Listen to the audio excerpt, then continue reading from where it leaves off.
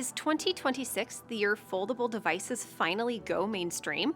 It just might be. After all, who wouldn't want an ordinary phone, one that fits in your pocket, that can also expand into twice as much screen space like on a tablet? And right now, the options have never been better. I'm Rebecca Isaacs, the consumer tech and electronics editor at Forbes Vetted. For the past several years, I've tested nearly every foldable device. And this year, I've seen some incredible innovations that may help you be more productive or just have a larger display for gaming. There are 3 standout devices that grabbed my attention. Let's take a look at each of them. Samsung Galaxy Trifold. The Samsung Galaxy Z Trifold is the first mainstream tri-folding phone.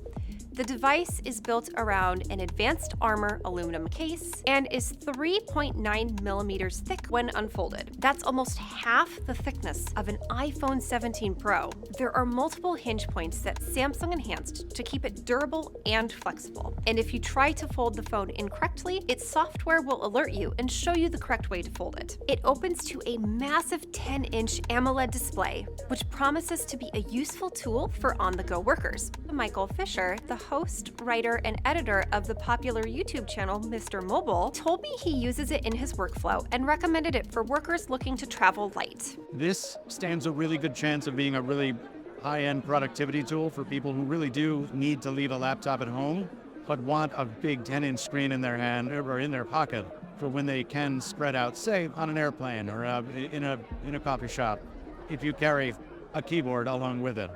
Does that deflate the portability promise? A little bit, but you don't have to carry a bag anymore. Its battery is 5,600 milliamps with 45-watt charging. It also comes with a good suite of hardware features, including a Qualcomm processor, enough RAM to run AI commands, and a 200-megapixel camera for capturing images. The great news: it's available right now, but you should expect to pay a premium price for this latest technology. Motorola Razer Fold.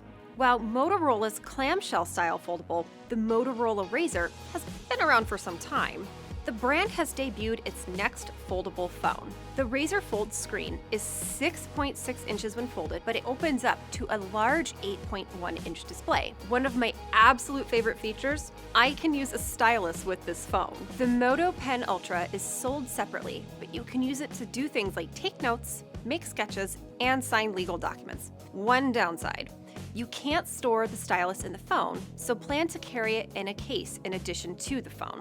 You can split the screen to multitask, and it will launch with Lenovo Kira. If you have a 2026 Lenovo laptop, you can work on your Lenovo laptop, shift to working on your phone, and the AI can open the same documents and software.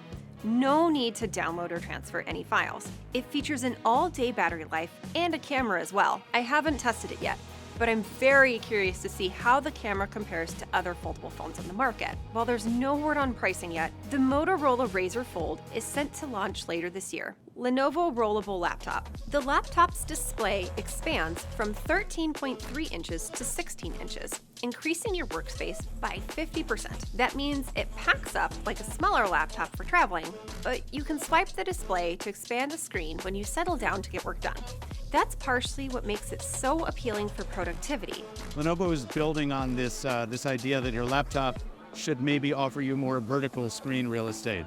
You see other manufacturers like Asus doing it, but using a rollable to do that, to physically make the screen taller, is, I think, a thing we will see in more and more coffee shops and on more and more airplanes. It's really, really, really handy. It comes with features you probably want in a laptop: a speedy processor, plenty of RAM, and a decent amount of storage. Lenovo has shared that this is a concept, and so there's no word on whether it will be available for purchase.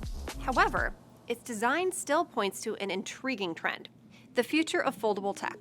So what does all this foldable tech mean for you?